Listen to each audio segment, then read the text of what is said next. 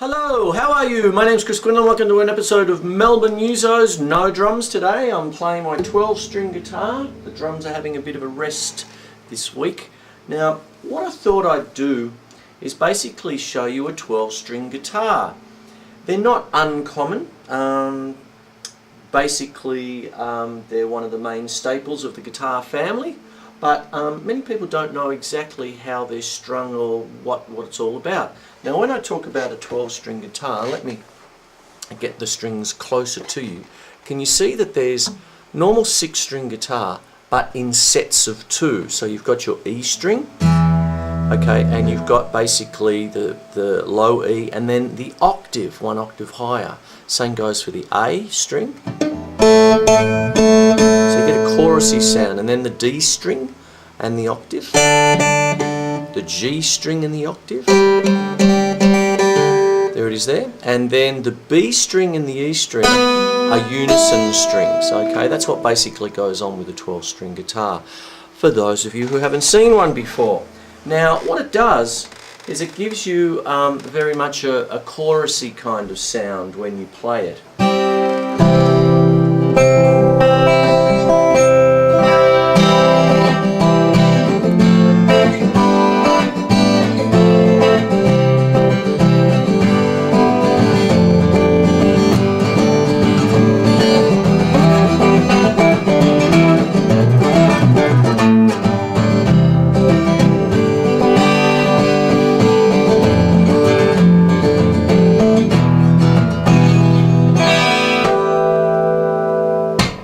Something like that. I was just mucking around a bit just to give you an idea of the sound of a 12-string guitar. Now, it's a beautiful sound when you get the thing in tune. One of the gripes about 12-string guitars is that they take ages to get into tune because you need a fairly strong neck.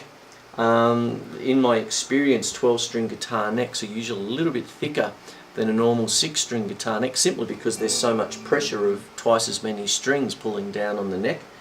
Plus, when you start to go to bar chords,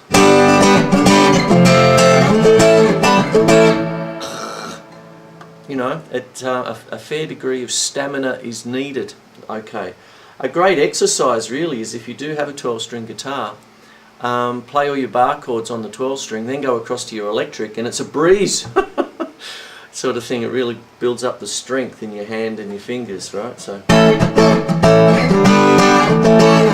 but one of the big things about 12-string guitars is the fact that because you're utilizing 12 strings, they're octaves, right? And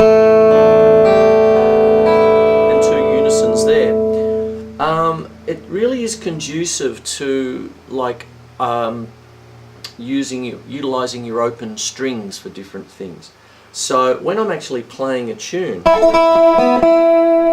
whether it's a bit Celtic in origin perhaps,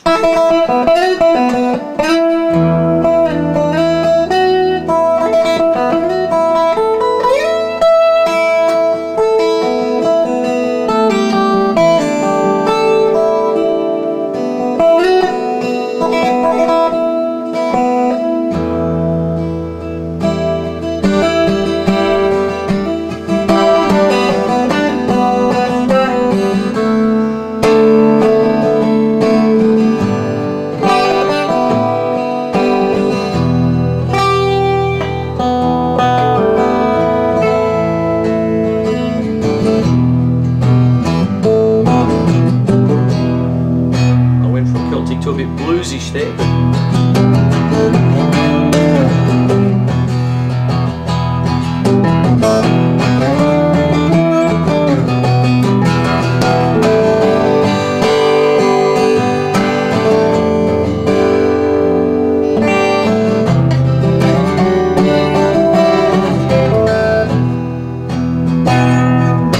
Something like that anyway. Did you notice I was utilizing a lot of open strings and a lot of resonance?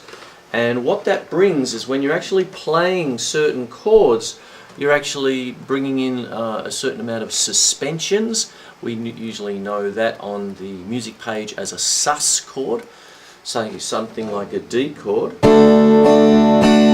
Then the sus4 meaning that you suspend the 4th step of the major scale in this case the D major scale, over the existing D. So D sus4.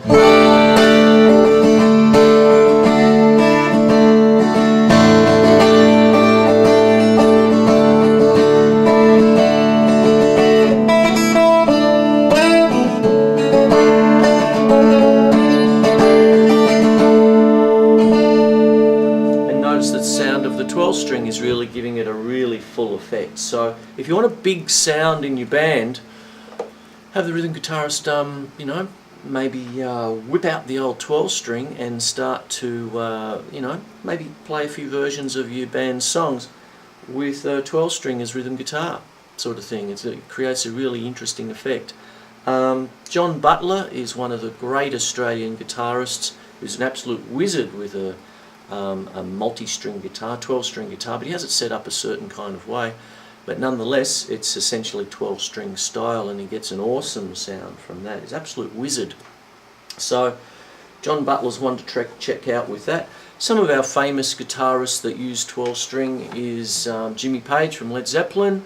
He's very famous for his double neck guitar and all of that sort of biz. And you've got a lot of your blues guys, things like Lead Belly and people like that from the 1930s and 40s who used 12-string guitar for their sound sort of thing. And they would have that kind of...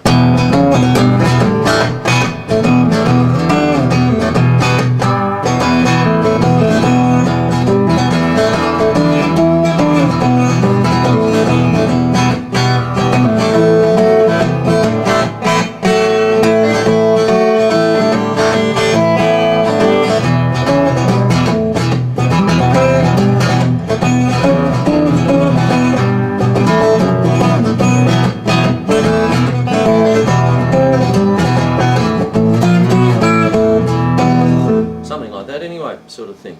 And that's something about the 12-string guitar. Now what I'll do after the break is come back and show you a couple of ideas with some different scales and modes, probably, you know, maybe have a crack at a famous tune or two, just so you can see the different kinds of arrangements that you can make with such an instrument. Okay, back soon.